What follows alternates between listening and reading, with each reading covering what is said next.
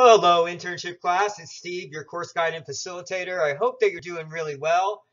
I wanted to just provide you some simple tips for posting in the discussion board. So this week, week number 2, is our first official discussion focusing on making connections between your academic coursework and the experiences of your internship. So kind of that theory to practice connection, as we call it. So as you can see, I've listed a couple tips right here. The first one on the top left there, just make sure that you're responding to each of the writing prompts that are listed. Right below it, focusing on detail and specifics rather than generalities. So trying to really speak in specific terms rather than vagueness. And then right next to that in the center bottom, communicate clear, concise, organized thoughts and ideas that flow and connect. So even though this isn't a paper per se, we want to still have that professional writing, professionalism when you're drafting your post, making sure that you are connecting your ideas and that there is a flow to your writing. And on the bottom right there, you see speaking in an authentic voice.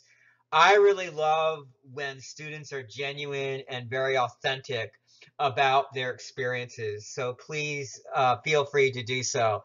And at the top right there, proofreading for spelling and grammatical mistakes. That's probably the one that can sometimes be overlooked by students the most. In the middle there, you see using the RISE model for peer feedback. So there's a model that I'm showing you here, the RISE model.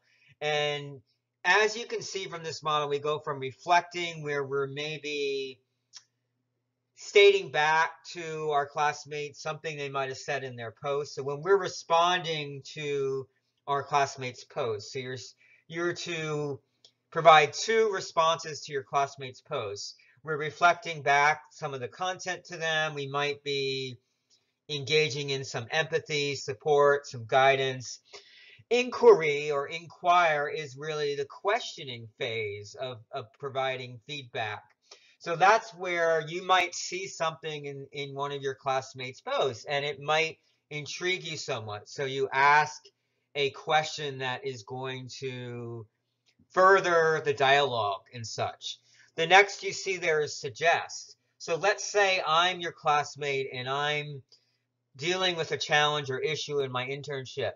So you as my peer might have had a similar experience in your internship. So maybe you're suggesting an alternative way or alternative perspective for me to look at that problem or challenge. And then finally you see there elevate.